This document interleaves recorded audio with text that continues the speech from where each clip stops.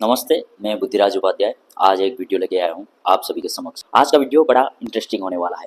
ये वीडियो बहुत समय निकाल करके, बहुत रिसर्च करके, बहुत खोज करके, बहुत ऐसे मेहनत करके मैंने ये वीडियो बनाया है। आप लोग जरूर इस वीडियो को जरूर देखिएगा। नव दुर्गा के प्रतीक नव रूपों का धार्मिक मान्यता क्या है तो सभी लोग जानते हैं, पर उसके पीछे साइंस क्या है ये मैं इस वीडियो में बताने वाला हूँ। अभी हाल ही में नवरात्रि चल रहा था। बहुत सारे विद्वान और बहुत सारे सनातन के मानने वाले लोग दुर्गा सप्तशती की पाठ कर रहे थे। ये मेरे पास दुर्गा सप्तशती पुस्तक है, आप देख सकते हो।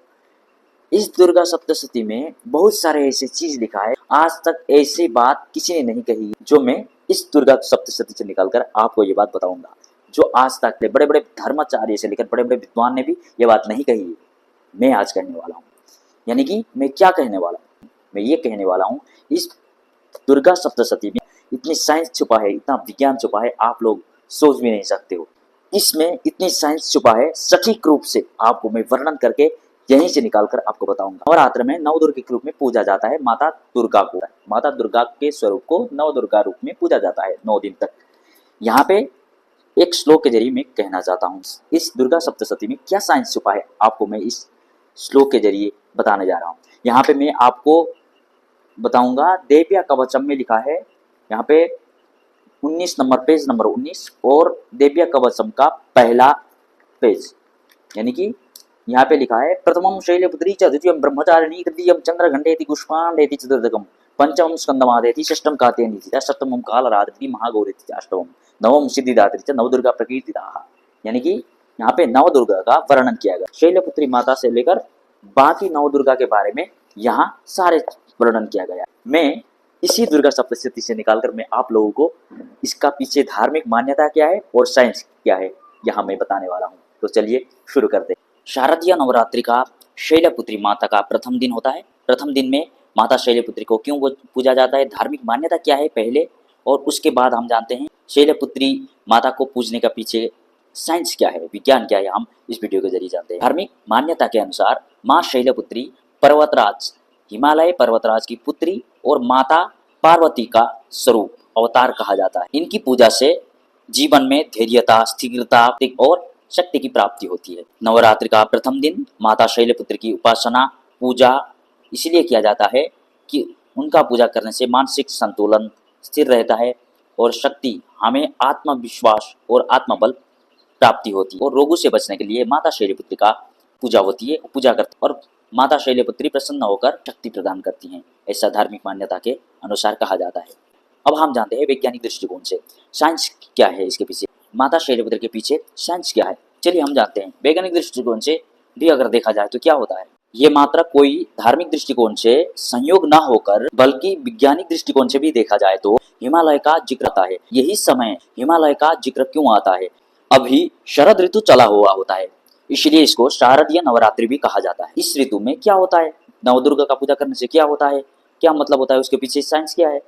विज्ञान के दृष्टिकोण से भी देखा जाए तो इस ऋतु में स्वास्थ्य संबंधित समस्या होने लगती है। अचानक मौसम में बदलाव के कारण हमें सर्दी, खांसी, बुखार, एलर्जी, त्वचा में सूखापन आदि अन्य समस्या और अन्य संक्रमण भी इस ऋतु में हो सकती है। विज्ञान के अनुसार भी हिमालय में अनेकों ऐसे औषधियां पाए जाते हैं जो कि एलोपैथी में भी काम आते हैं, ना केवल आयुर्वेदिक में बल्कि एलोपैथी दवाई में भी उपयोग किया जाता है। और आज के समय में बहुत सारे बड़े बड़े हिमालय नाम के ब्रांड भी चलते हैं, बहुत बड़े बड़े ऐसे दवाएं चलते हैं, यहाँ तक कि हिमालय नाम से पानी भी बिकती है। तो शैलपुत्री से हिमालय पर्वतराज का जुड़ा होना न केवल धार्मिक मान्यता बल्कि वैज्ञानिक दृष्टिकोण से भी हम देखें तो वो एक औषधीय रूप में भी, अगर हम वैज्ञानिक दृष्टिकोण से देखें, पर्वतराज की पुत्री माता शैलपुत्री का पूजा से संबंधित न केवल धार्मिक मान्यता बल्कि वैज्ञानिक दृष्टिकोण से भी देखा जाए तो सटीक विश्लेषण में यहाँ शैलपुत्री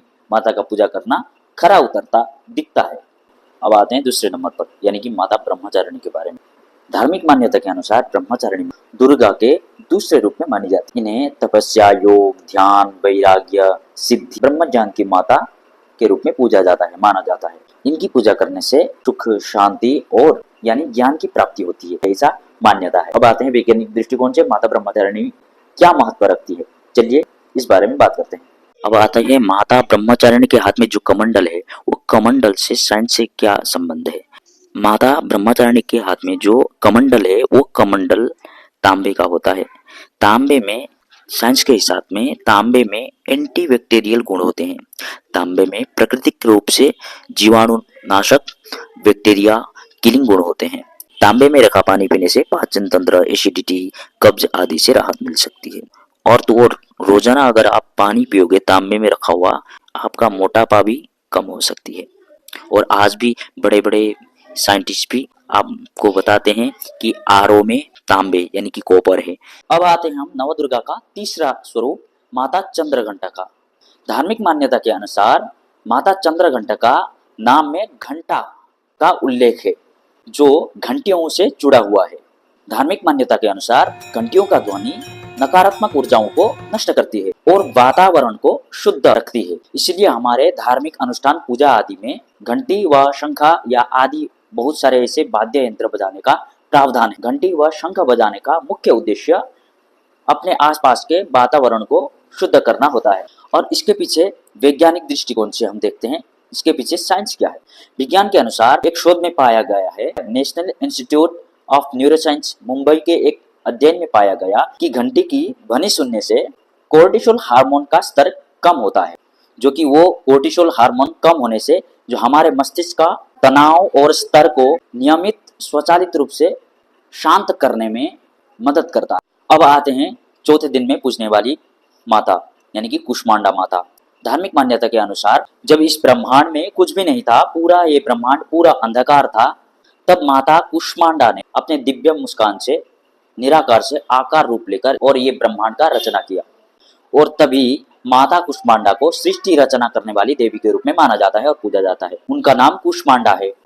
उष्मा यानी कि ऊर्जा, अंड यानी कि ब्रह्मांडीय अंडा यानी कि सृष्टि रचना करता माता कुष्मांडा को ऊर्जा का स्रोत में हम पूजते हैं धार्मिक मान्यता के अनुसार। अब हम इसके पीछे के विज्ञान को जानते हैं। वैज्ञानिक दृष्टिकोण से इसका महत्व में हम जाने तो साइंस के हिसाब से कि यह हमारा ब्रह्मांड का निर्माण ऊर्जा से हुआ है, जिसे हम बिग बैंग थ्योरी के रूप में जानते हैं। कहीं ना कहीं आप लोगों ने भी बिग बैंग थ्योरी पढ़ी होगी और जानी होगी और आप सभी को पता ही होगा। वैज्ञानिक दृष्टिकोण से ब्रह्मांड का निर्माण ऊर्जा से हुआ है, जिसे हम बिग बैंग थ्योरी के रूप में जानते हैं।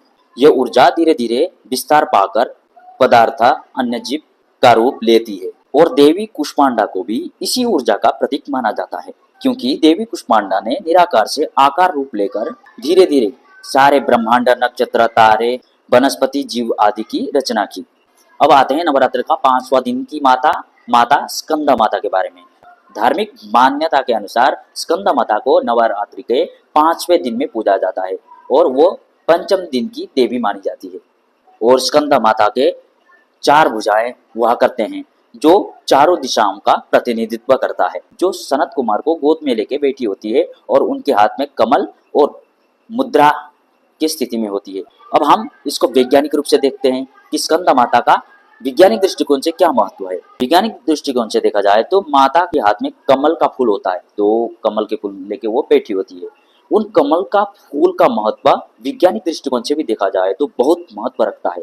healthbenefit.com के अनुसार उस कमल फूल में ऐसे बहुत सारे चीज मिलती है जो आप सुनकर दंग रह जाएंगे। healthbenefit.com के अनुसार जो लोटस यानी कि जो कमल का फूल है, उसमें प्रोटीन 0.95 ग्राम, विटामिन सी 16.4 मिलीग्राम, कॉपर की मात्रा और विटामिन B6, आयरन, शुगर की मात्रा में भरपूर मिलती है। और ऐसे ऐसे बहुत सारे ऐसे प्रोटीन और विटामिन वहाँ उस लोटस के फूल यानी कि कमल की फूल में होती है। यानी कि आप अगर कमल का फूल का भी यूज करते हो, उस फूल में भी बहुत सारे प्रोटीन वगैरह चीज होती है। अब हम आते हैं माता कात्यायनी के बारे में। धार्मिक मान्यता के अनुसार माता कात्यायनी का जन्म कात्यायन महर्षि का तपस्या का फलस्वरूप हुआ था। वो असुर को नाश करने के लिए उनका प्रादुर्भाव हुआ था और वो अवतरित हुई थी। माता कात्यायनी का 4 भुजाएं हैं और 4 भुजाएं में कमल, तलवार और आशीर्वाद मुद्रा में रहती है और उनको मुद्रा की देवी भी कहा जाता है। अब हम इसको वैज्ञानिक रूप से देखते हैं। विशेष रूप से, नियमित रूप से, विशेष रूप से हम मुद्रा करने से हमारे मस्तिष्क का न्यूरल पैथी सक्रिय होती है, जिससे ध्यान, मस्तिष्क में शांति और भावनात्मक स्थिरता में सुधार होती है, जिससे हमारा मस्तिष्क की क्षमता पर वृद्धि होती है और हमारा सोचने की क्षमता बढ़ जाती है, वृद्धि होती है। उस पर आते हैं माता कालारात्रि के बारे में। धार्मिक मान्यता के अनुसार कहा जाता है माता कालारात्रि दुर्गा के सप्तम स्वरूप की देवी है और वो सप्तम दिन में पूजी जाती है और उन्होंने शुंभ निशुंभ रक्तबीज जैसे अनेकों राक्षस का वध किया। कालारात्रि उनका नाम का अर्थ है जो अज्ञानता और अंधकार को समाप्त करने वाली शक्ति को दर्शाता है। उनका रंग काला है और बाल बिखरे हुए हैं और उनकी 3 आंखें हैं जो ब्रह्मांड के हर कोने को देखती है। उनकी पूजा करने से भय, बाधा, अंधकार, दुख, कष्ट आदि दूर होते हैं। अब इसको वैज्ञानिक दृष्टिकोण से देखें तो माता कालारात्रि भयंकर स्वरूप वाली और 3 आंख वाली कहा जाता है और बहुत सारे लोग पहले 3 आंख का कॉन्सेप्ट को मजाक उड़ाते थे। इनके देवी देवताओं के आंख 3 होते हैं, ये होते हैं बोलकर मजाक उड़ाते थे। आज बहुत सारे वैज्ञानिक 3 आंख यानी कि थर्ड आई के रूप में उसको एक्सेप्ट करते हैं और वो लोग बोलते भी है। So medically, it is responsible for the body being able to sense between light and dark, the circadian rhythm. Now, from the spiritual perspective, the third eye is associated with awareness. The third eye allows you to be able to form an opinion of who you are outside of those strictures and structures of society. और इस चीज को मानते भी है। आज तीसरी आंख की बात को ना केवल धार्मिक लोग बल्कि वैज्ञानिक लोग, बल्कि डॉक्टर आदि बड़े बड़े साइंटिस्ट भी इस चीज को मानती है, जिसे हम आधुनिक विज्ञान में पेनियल ग्लैंड के नाम से जानते हैं। पेनियल ग्लैंड हमारे मस्तिष्क में छोटी सी आकार की चीज होती है और ये मेलाटोनिन नाम का हार्मोन उत्पादन करती है जो नींद, जागरण आदि चीज को नियंत्रित करती है। अब आते हैं महागौरी पर। ये 8वें दिन की देवी यानी कि महागौरी के रूप में पूजी जाती है। धार्मिक मान्यता के अनुसार महागौरी की 4 हाथ है। 4 हाथ में, एक हाथ में त्रिशूल, एक हाथ में अभय मुद्रा, एक हाथ में आशीर्वाद, एक हाथ में डमरू लिए बेल पर सवार होती है। उनका पूजा धैर्यता, शांति और तृप्ति के लिए पूजा किया जाता है। और माता गौरी के पीछे विज्ञान क्या है, चलिए जानते हैं। वैज्ञानिक दृष्टिकोण से भी देखा जाए तो एक स्टडी में पाया गया है, गौर कीजिएगा, अभी मैंने माता गौरी का हाथ में डमरू का उल्लेख किया है, यानी कि वो संगीत की भी ज्ञाता, यानी कि वो ध्वनि चिकित्सा के रूप में देखा जाता है उसको। और ध्वनि चिकित्सा के बारे में हम वैज्ञानिक दृष्टिकोण से भी देखा जाए तो कुछ स्टडी में पाया गया है कि ध्वनि चिकित्सा भी होती है और ध्वनि चिकित्सा में विशेषतः डमरू की ध्वनि विशेष रूप में शामिल है। स्टारफोर्ड मेडिसिन नाम आर्टिकल में भी आप देख सकते हो कि यहाँ बताया गया है ध्वनि चिकित्सा मानसिक स्वास्थ्य के लिए बहुत लाभकारी है। संगीत की ध्वनि सुनने से मतलब हमारे मस्तिष्क में जो तनाव है और जो हमारे नकारात्मक भाव चल रहा है तो उस तनाव को भी ठीक करने में सहायता करती है ये ध्वनि चिकित्सा। अब आते हैं माता सिद्धिदात्री के बारे में। ये माता सिद्धिदात्री अंतिम दिन में पूजी जाती है, यानी कि नव दुर्गा के रूप में पूजी जाती है अंतिम दिन में।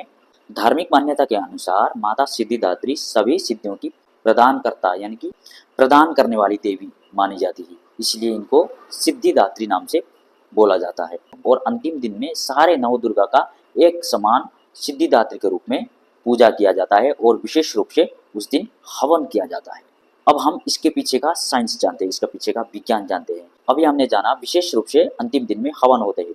विज्ञान के अनुसार हवन करने से क्या होता है, चलिए जानते हैं। केवल धार्मिक मान्यता के अनुसार ना होकर वैज्ञानिक दृष्टिकोण से भी हवन का बड़ा महत्व बताया जाता है। ये स्टडी में पाया गया है कि हवन करने से पर्यावरण की शुद्धता होती है, आसपास के सारे दिशा में हवा शुद्ध होती है हवन करने से। हवन के दौरान उत्पन्न जो धुआं होता है उस धुआं निकलने से पर्यावरण में शुद्धता होती है और 94% हानिकारक सूक्ष्म जीवों को समाप्त करता है हवन की धुआं। एक स्टडी में पाया गया है कि हवन में जो आम की लकड़ी जलती है उस लकड़ी से एक गैस उत्पन्न होती है जिसे फार्मिक एल्डिहाइड कहा जाता है।